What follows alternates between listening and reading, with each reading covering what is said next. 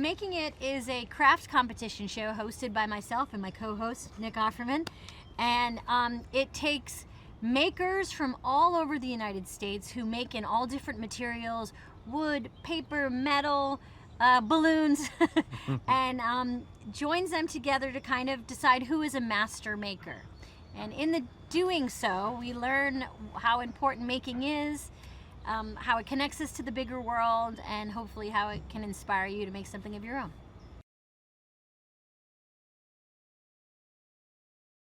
How would you say season 2 is different from season 1? Oh my God, 1,000% more juice. You know, just pumped up. More juice. Mm-hmm.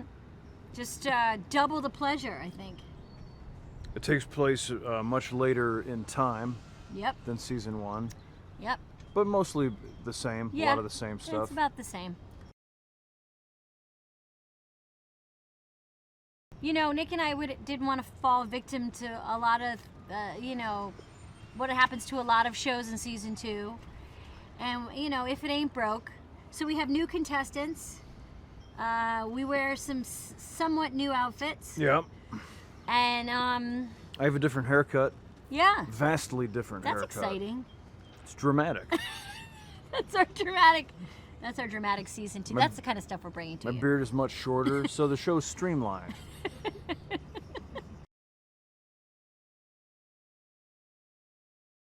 Did you know that we received a 100% freshness rating from Rotten Tomatoes? Amazing. So wonderful to hear, and let's never speak of it again. I agree. There's no need to ever talk about that. That's Jinx City as far as I'm concerned. The minute you start counting your tomatoes. Somebody said it's something on the internet, so it's outside of my purview in any case.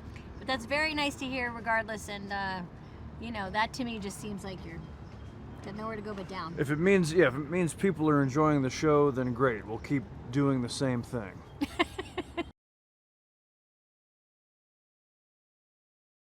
I'm in show business, so there's not always a ton of people I know that know how to use a hammer.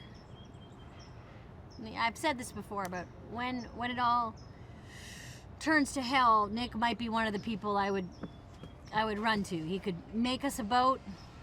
He could probably start a fire, I assume. I could start a fire.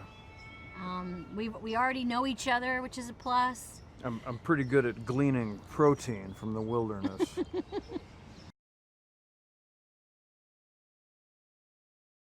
We have 8 episodes of Making It this season, and each episode, Nick and I at least once turn around and look at each other and say, wow, look at us, we're here together on a new show, getting a chance to see each other every day. It really is, it feels like we won the lottery, and then a few years later they said, oh, didn't we tell you, there's more. Now there's a cruise and a trip to the beach. Every single episode, every minute, I'm learning, whether it be terminology or technique or even just a reminder to try things. I would still say I'm a very, very low level. I would absolutely never make anything on the show, and couldn't make even the smallest things that these makers are making, but I am inspired to do so. And, you know, in my own private way, I have tried. You often say during challenges, people make specific things, and you'll say, oh, now I can wrap my head around this, and that's really exciting. I think I could make that. Yeah, that's what I love about the show is if you're a maker, a designer, a big thinker, you see ideas here that are mind-blowing. But if you've never done anything, you can see things that help you get in. You know, they're your ways in.